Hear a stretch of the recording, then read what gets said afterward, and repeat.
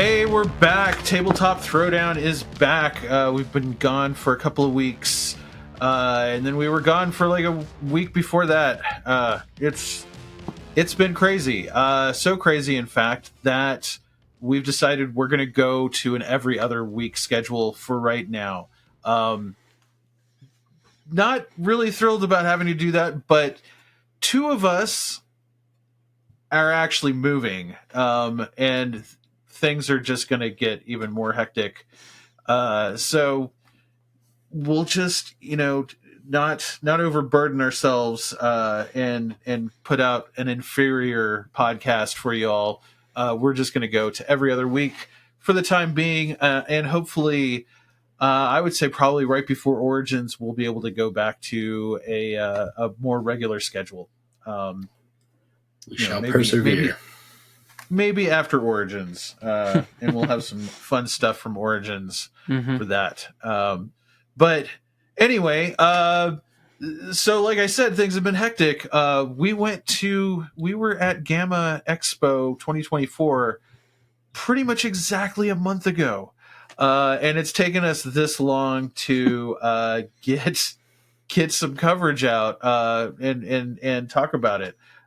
So apologies for that. We did have some technical difficulties with a hard drive that could have just made all of our video go away. Luckily, I have a brother-in-law who's a whiz with this sort of thing, and he was able to help us retrieve that. And we're gonna get a lot of that coverage up on the site on our channel soon. But we thought it would be fun to do a just kind of let's talk about it. Now, of course, tonight I've got with me Mark Julian and Dan Hinken, my lead editors and co-hosts of Tabletop Throwdown. Mark and I actually went to GAMA Expo. Dan did not. He's going to ask us questions, and probably we won't be able to give him answers because we don't really know that much about some of these games yet. But I think it'll be fun. We've got a few clips of some like really quick demos from the media first look, and we got some photos and some other clips from like when Mark and Chris went and hit some of the booths. I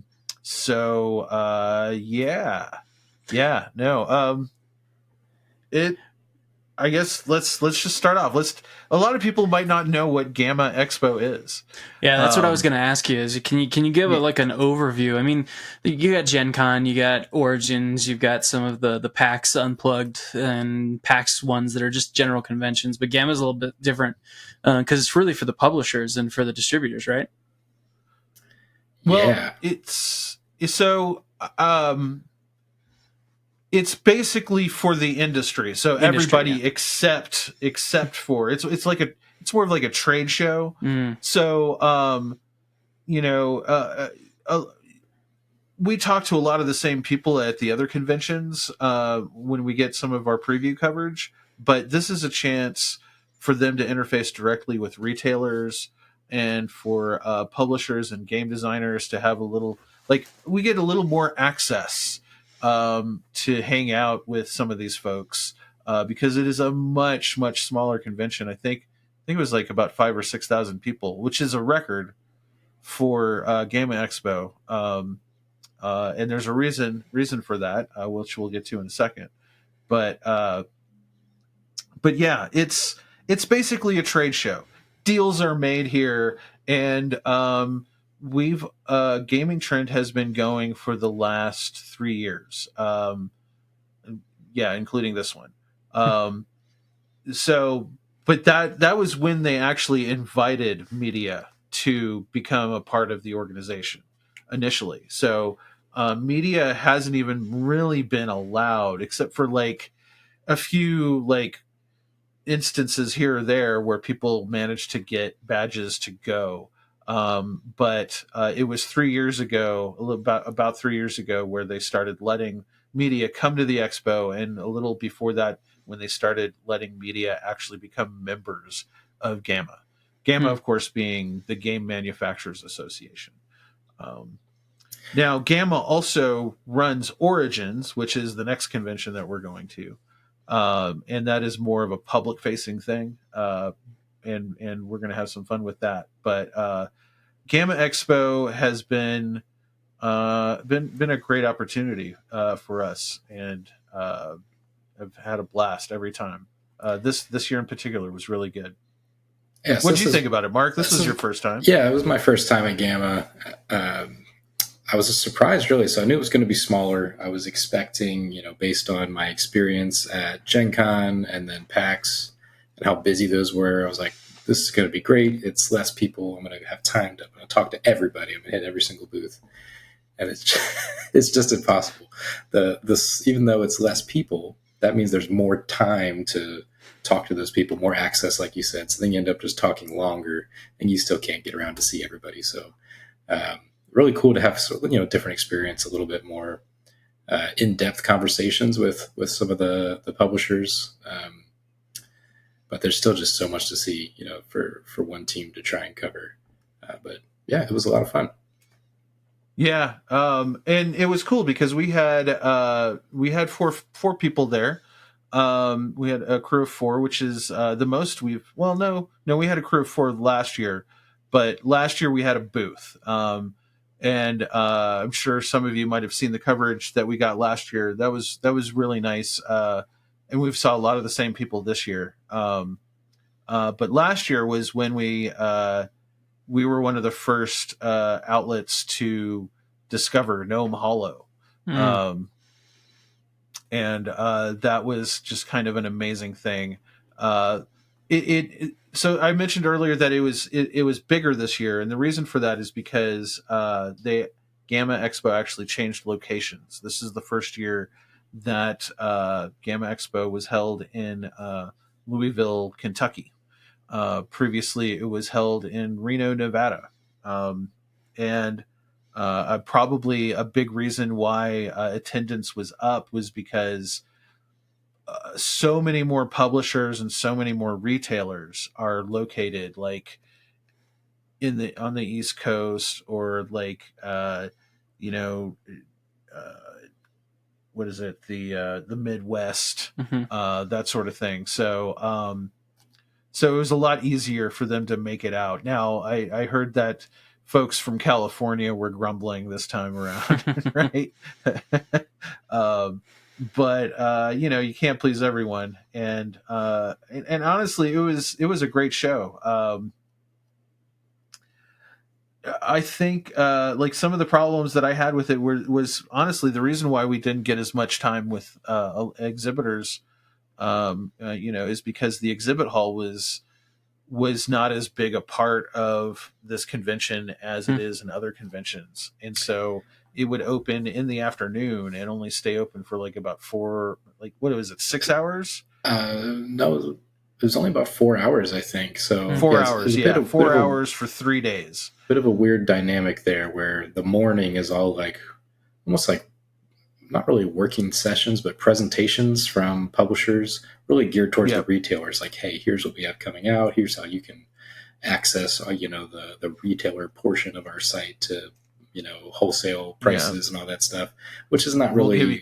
We'll give you deals if you order from GAMA. Yeah, if you order right now, you get this discount or whatever, which is not really what we are there for. So the mornings were largely not incredibly useful, though. We'll talk about it later. The Star Wars Unlimited presentation in the morning was massive, and that was definitely worthwhile. But the afternoons with the exhibit hall is really where we're getting coverage, and it was, like you said, much shorter than, say, like Gen Con, where we're in there like all day. Yeah.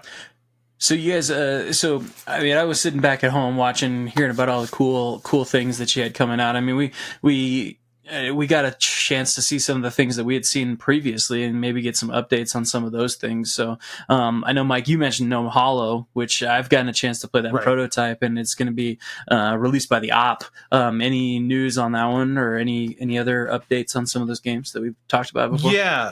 Yeah. So they were showing off like the new box art for Gnome Hollow.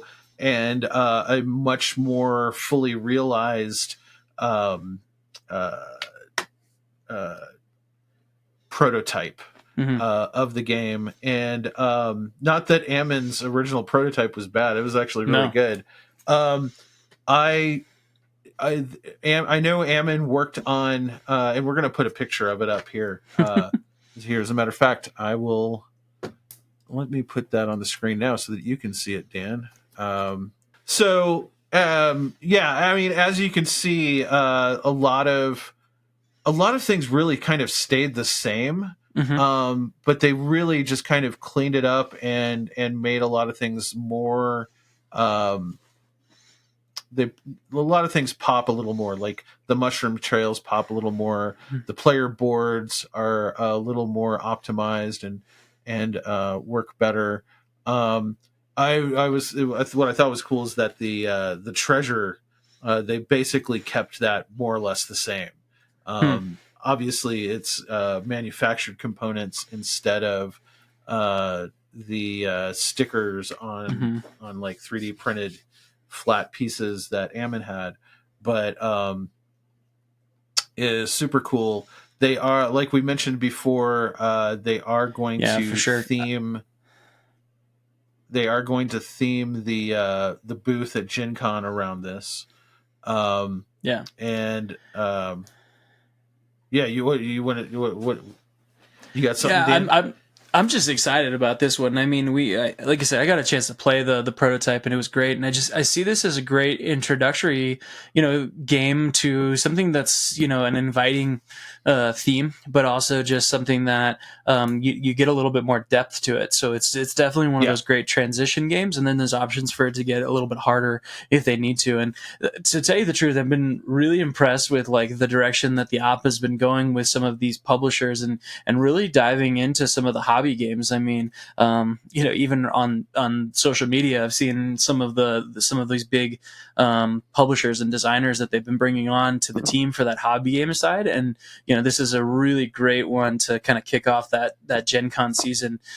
Even though they've been putting out a few pretty good ones in the last year or two on that hobby side. So I'm pretty excited about the direction the op's going. Apart from some of those, those marketed IP games, they put the sticker on some of those other familiar things. So it'll be cool to see where they go with it. For sure. Right. Totally.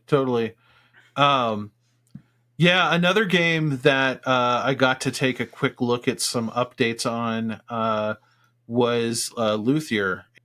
So this is a more realized version of the player board. It's definitely come a long way. It just visually, it makes a lot more sense than the last version of the prototype. Very nice. So these weren't actual components. This is just the art involved. Like for instance, this board, the main board, this has come a long way since the last time we saw it. Much more visually appealing. This is just a printout on like a 8.5 by 11 sheet of paper with like that's been laminated. But you can see where it's gone. Just looking better and better. Very, very excited about this one. Another publishing company right there that does a really nice job with quality. Paverson. I mean, Distilled was such a great game, and just the thought behind it, and the expansion, and in the the cast strength expansion that just came out. They're going. I just really appreciate the attention to detail that they're putting out, and just the quality of the game. Rather than chunking out a bunch, they're really putting the time in to make something quality. So it's really nice, just vibrant artwork too. Stuff that just pops off the table rather than kind of the beige blandness that sometimes board games can get. Totally. And we'll actually have reviews up of the both Distilled expansions up probably in the coming weeks / month. We're going to see what we can do. Nice. They're very additive, so it shouldn't be too hard. And then the last game that I was really excited about that that we got to look at is Mollyhouse. And I've got a clip of this that we're going to share right now from the media open house, the media first look night, and yeah, there's some big changes since PAX Unplugged. Let's take a look at that. Anything? Yeah, just so Drew, you gotta. This is Mollyhouse. This is an early prototype, handmade version of Mollyhouse, where we're really excited to bring it to GAMA Expo, and we're showing off some of the first preliminary art that we've been receiving from our artists that we've been working with, Rachel Ford, and you can see some of the early layout that they're doing, featuring this tarot-style panel that's associated with one of the mini playing card suits that features a quote from the depositions of, in this case, Richard Chancellor's trial from October 1728. A snippet is an arbor in the garden, and all of the cards are going to feature primary source quotes integrated into the tarot-style card that you're going to be using to celebrate queer joy at these festivities being thrown at one of the various Molly houses in this game. It's been really fun to work with. Now this looks really different from when we saw it at PAX Unplugged. Yeah.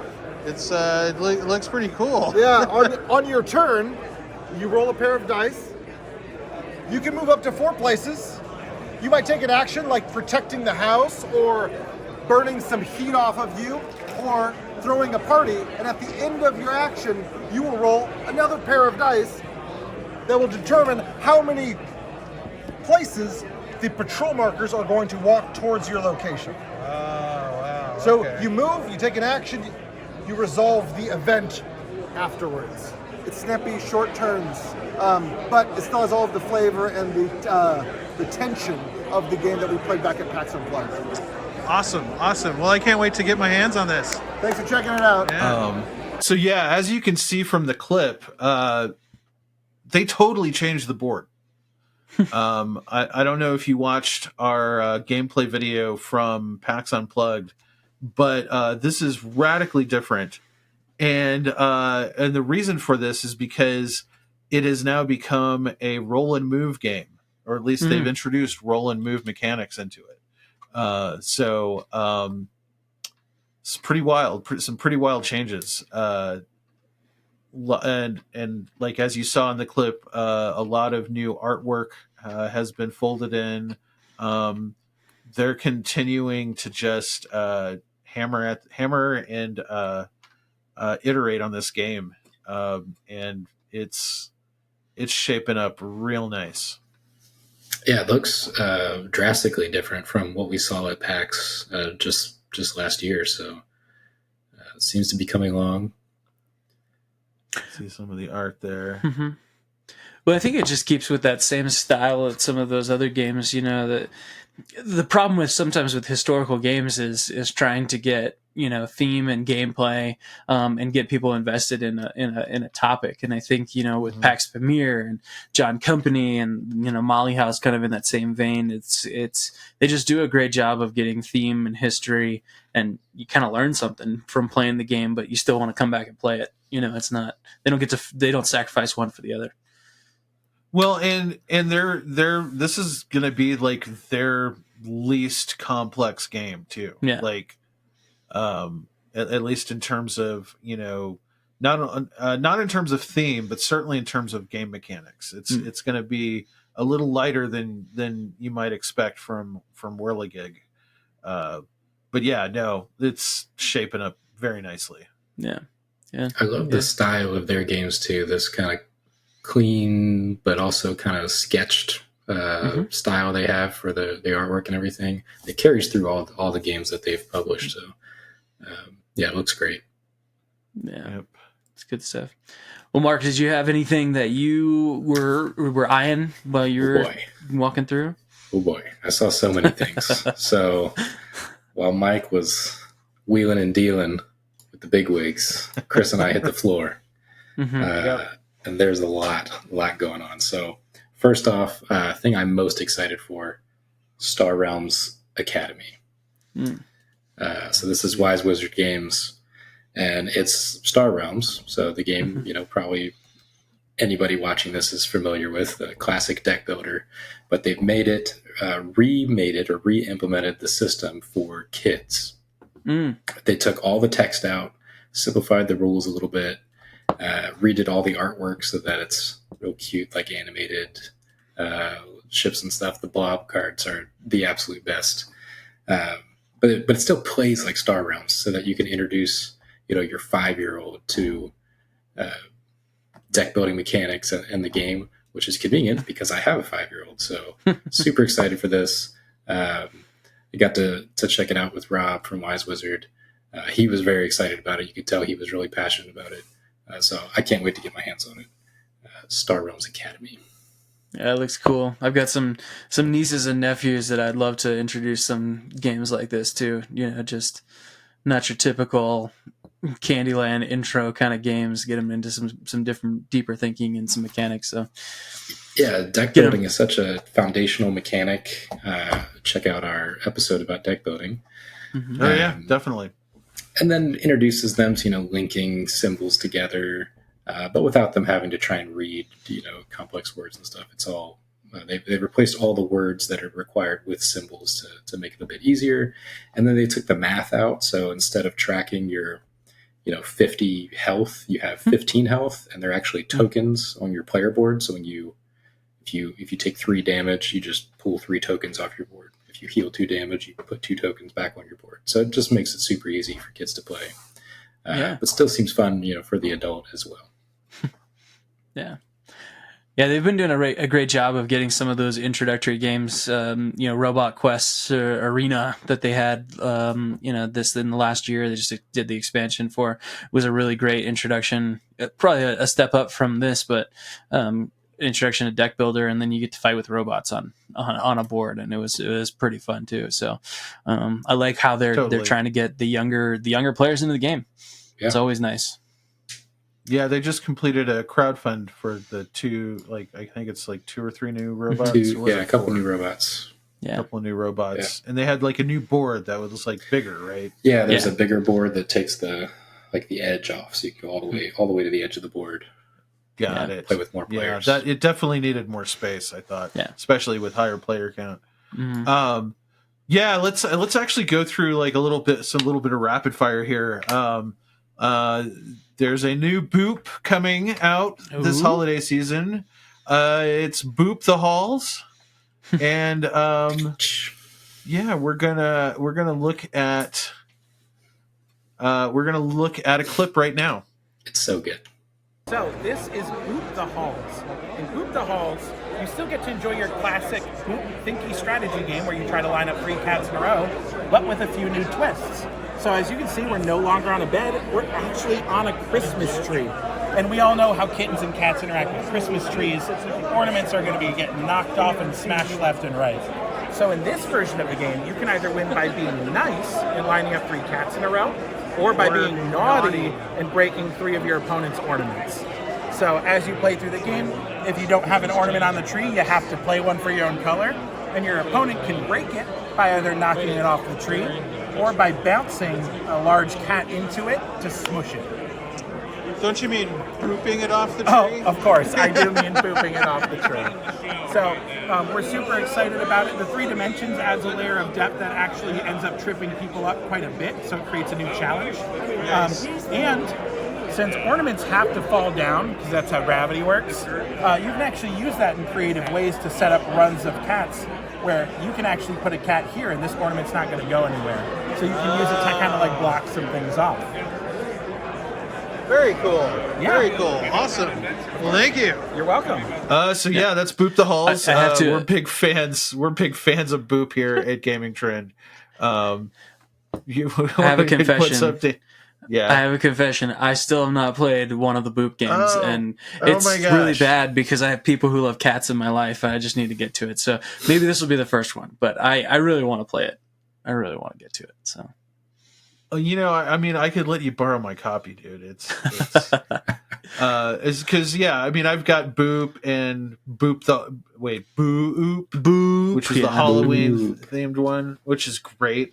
The thing I like about what what Scott is doing. Scott Brady, the designer, is doing with these boop games. I mean, first of all, the core concept is just fantastic. It's a great 2-player abstract game that really feels fresh in a field of like full of 2-player abstract games that are trying everything under the sun. So it's adorable. And then he comes out with these variations. I'd heard about Boo Oop, and I think he even told me about Boop the Halls. I was actually expecting the another one that they keep on mentioning, which is Beep Boop, which is going to involve robots somehow. But the thing is that each one of these sub-themed versions of Boop adds a new mechanic that is actually really fun, like really cool, and really adds like a unique spin to those core game mechanics that work so well. And it's been pretty impressive. I'll wait for the inevitable Boop big box that has all the themes and all the boards and has something big. I don't know. Someday down the road. Comes with a real cat. Comes with a real cat. Now comes with a whole litter. Just orange kittens and just gray kittens. Let's just make sure we don't get into a litter box version. I don't want to talk about what we're avoiding or nothing off in there. Right. Comes with a tray of sand. All right.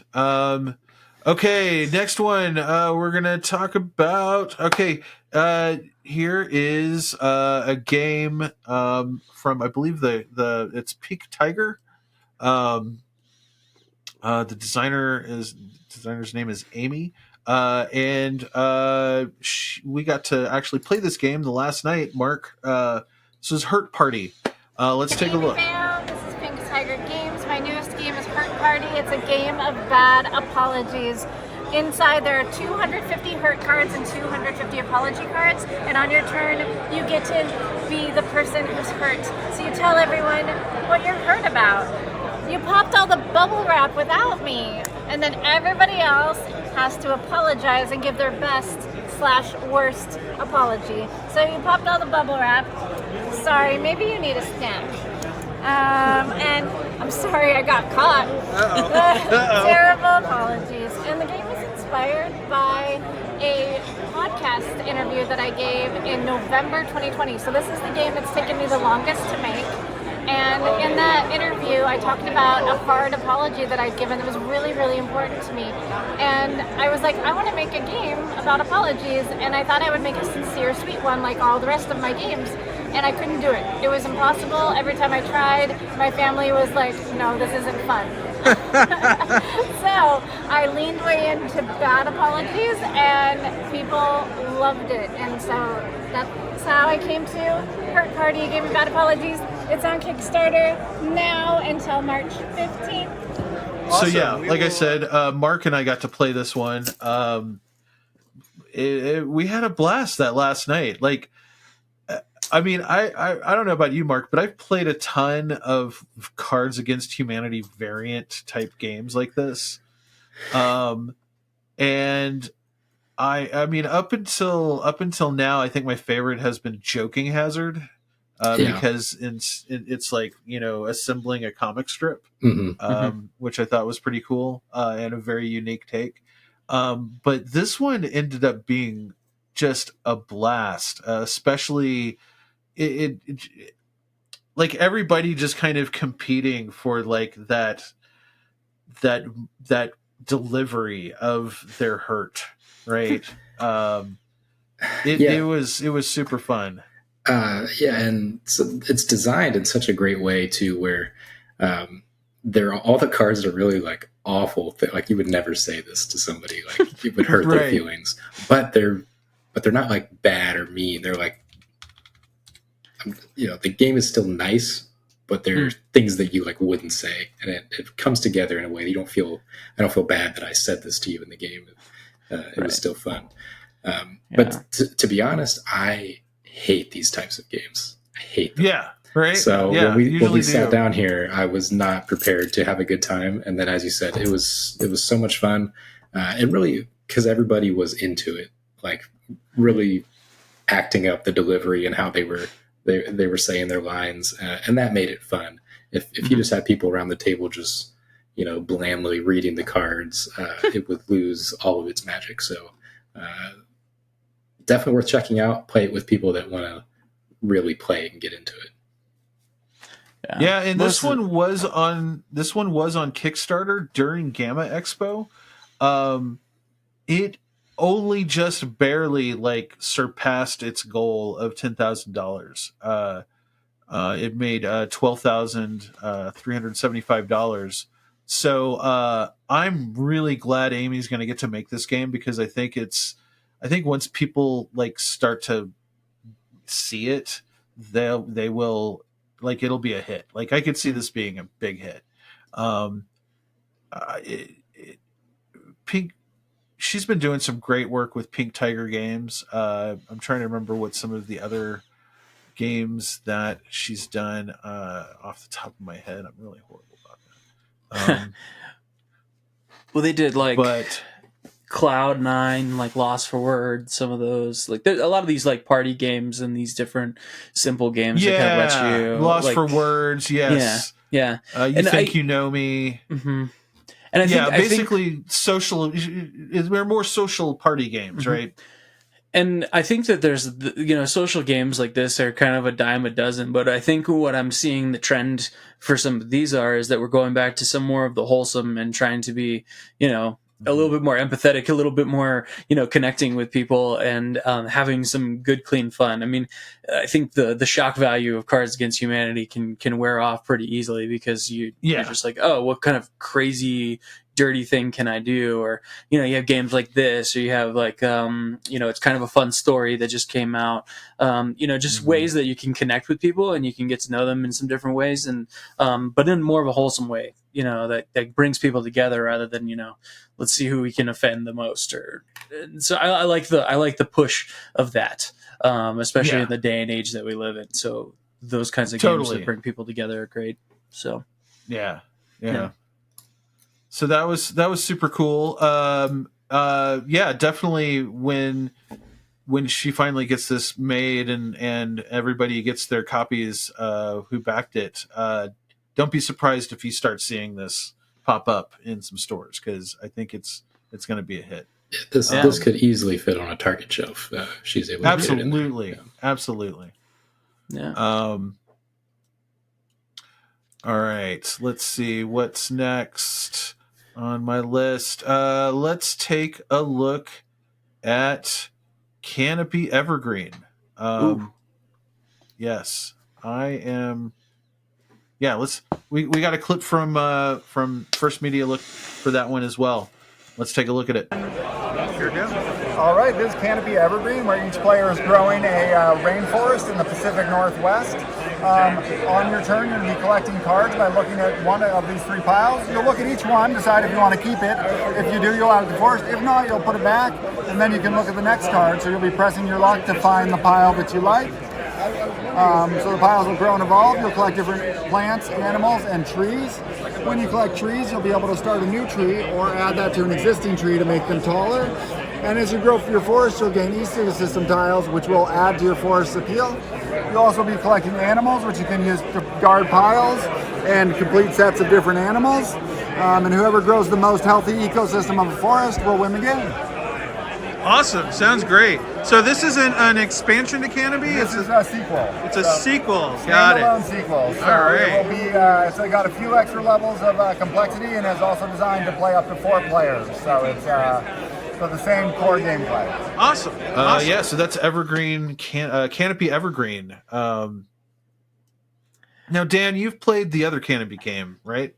Yeah, I just actually reviewed it for the site. So the original one was a really cool little card game for 2 players. I mean, they had a 4-player variant, but it really plays well at 2-player, and you're really kind of drafting cards and building up what your forest is going to look like. So this looks really cool because they're taking, this little card tableau that you're building up with different animals and kind of building it 3D and some different, weather threat cards, different ways that you can kind of synthesize animals within. I really enjoyed Canopy, and so this looks like a lot of fun, and it looks a little bit better for the 4-player rather than just adapting the 2-player game.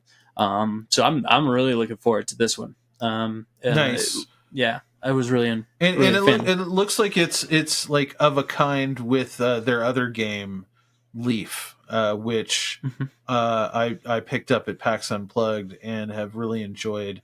It's like a tile laying game, but the tiles are leaves or leaves. And leaves. One of the cool things that you did. I can't talk. It's all right. One of the cool things that you did in the original Canopy is that you kind of drafted cards, and you could build these cards that stacked on top of each other, and built your trees. Then you put a canopy that would add like a modifier, and so seeing this kind of being built 3D trees that you're building this forest is kind of a cool twist on the mechanic. So now, Mark, there was one that you guys took a look at, 7 Impossible Things. Yeah, mind blowing. Yeah. Let's. You know what? Before we get into it, let's just take a look at the clip. All right. Hey, everybody. Hi. This is Richard Molina. He's a fantastic game designer at Infinite Rabbit Holes with me. Michael Boris. I am Michael Boris. Amazing game designer. That's right. And we made one of your favorite games, I'm sure, Panic in Gotham City. It's an AR experience. It's a puzzle experience. It's maybe a 10-hour room escape experience for your friends and family where they work together to save the city and step into Gotham. That's perfect, right? That's good. Now, we're excited about that. But this year, we are excited about 7 Impossible Things. It's our new baby. It's a little smaller, but all the action that's in that game is inside this game. That's right. And the story takes us through Wonderland. And we work with this crazy character named Jervis the Rabbit as we get inducted into a secret society in which I'm not at liberty to tell you what it is just yet. That's really important. Okay. It's the Infinite Rabbit Hole Society. And your friends and family work together solving puzzles, both AR and printed. In amazing ways. For the world of Wonderland. Yeah, can you show us one thing that's really mind-blowing, Richard? So our game uses all of these physical components, all sorts of different challenges in these mysterious envelopes, but also this app that creates magnificent augmented reality experiences. Whoa! Like an enormous mushroom forest growing right in front of you, filled with butterflies flying around. Oh, where did Jervis go? He's hanging around over here somewhere. Oh, now there's some teeth flying around. I mean, we've got all sorts of wacky stuff going on in our AR world. Nice. And so all of these are pieces of puzzles that you are going to solve inside these mysterious envelopes. The mushroom forest will be one. The teacups will be another. And if we look at my iPad here, and if we go here, we see a magic card house that we've just built. And you can see actually human beings behind there. You see that Jack of Spades that's there? Do you see that? Yep. Check out when I look through the window to its left.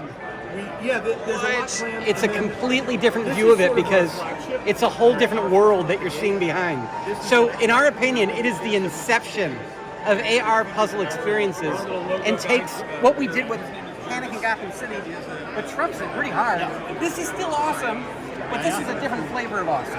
Right. Yeah. Awesome. Yeah, sounds great. Can't wait for it. Yes. Thank you very much. So Infinite Rabbit, we actually reviewed their first AR game, Panic in Gotham City. And if I recall, James thought it was super cool, but it seemed like they were going to do something even cooler after that one, right? Because you could tell that they learned a lot when they made that game. And when we saw them at Media First Look, they they totally showed us what they were working on. They were like, oh yeah, this is a lot cooler than what we did with that game because of all the things we learned. It's actually going to be a much more affordable, smaller box. Like, and I believe they've already got a distribution deal for it. It might even hit some big box stores when it comes out. But I think this is going to be a big hit for them. I don't remember the exact. It really showcases the technology super well. I don't remember the exact price point, but I think it was less than $50. Maybe like $40 or something for this box. Wow. So, really, really good way to get into it. And then, it's 7 impossible things, but it's not just 7 puzzles. There's 7, envelopes, 7 impossible things that happen within the system, but there's more puzzles than that to solve while you're going through them. Mm-hmm. But the technology behind it is just astounding. Where, it doesn't just pop up something in augmented reality, but it's seamless with the background, and then you integrate pieces onto the table and new things pop up, and you can walk all the way around. You can put another puzzle down, and the other one still exists within the world that doesn't, it's able to focus, on multiple things at the same time. Wild. And then if you look from the perspective of the rabbit, and then he might be looking into another world within the world that you're looking at, that opens up more stuff. So crazy. We didn't get a chance to actually play it, just to kind of look around. Looks amazing. Can't wait to check this one out. Yeah, and actually, like the footage, the clip that we just showed you is just from Media First Look Night. Mark, you went to the booth and you actually got a more in-depth demo. We'll have that coverage up soon. Yeah. So. And if you are a fan of Batman and want to see more of that, they do have more content for the Batman game planned as well that will integrate together with the existing content. So, I didn't know that. So they're continuing to develop the system with this new game, but also more Batman content as well. When you talked about big box distributors, I know I saw the Arkham Files is in Costco now, and that's it would be cool to see some more of those big games and those distributors there for, those mass markets, to get some of those guys in there. Yeah, I thought that was super interesting. I think that, Costco and Sam's Club, I think, as a distributor for the game. It's super cool. Yeah. Nice.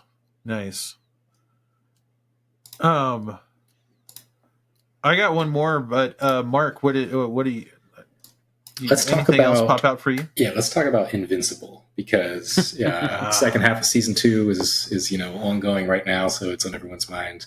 I think the finale just came out, right? Was the last episode I watched the finale? Yeah, there's one last episode that I haven't watched. I watched 2 of them last week. Okay. Anyway,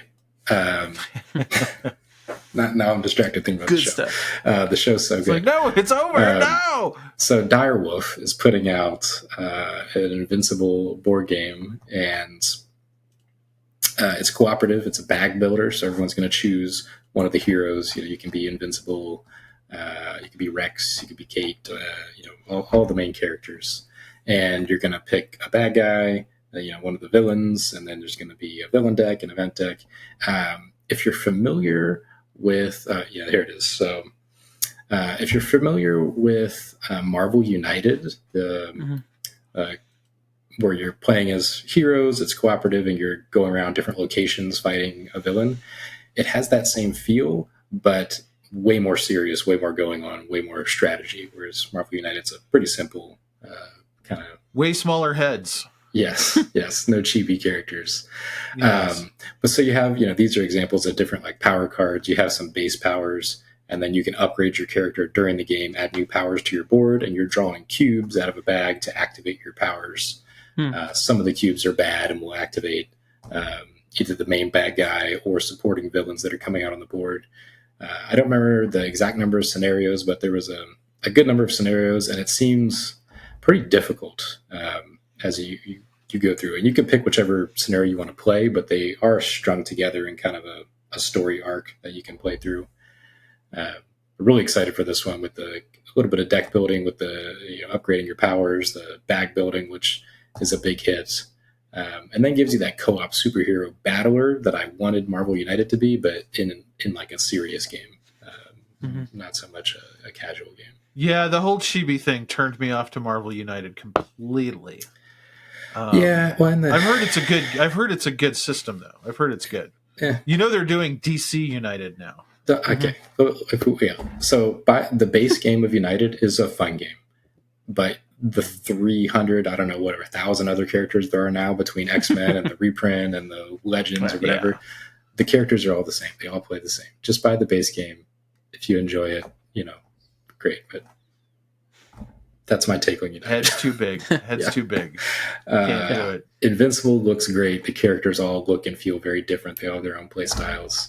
And it's combining. See, I'd love to see some minis for that. I mean... right. I actually just saw from a third party, a Patreon that has some excellent Invincible miniatures that I may. Oh, you've already got plans. I may get into. Yeah, I've got plans. But, huge fan of Invincible. 3D printer.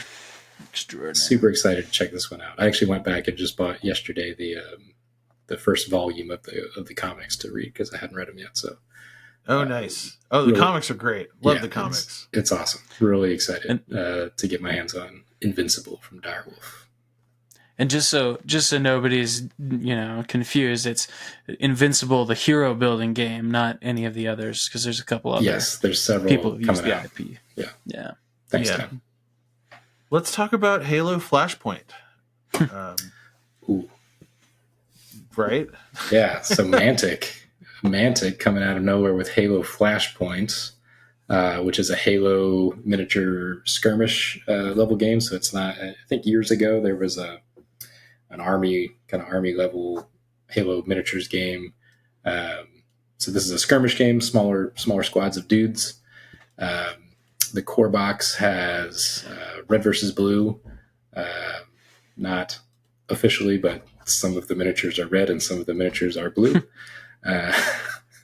The actual default color of the plastic for each team is red and blue. Yeah, totally coincidental, I'm sure.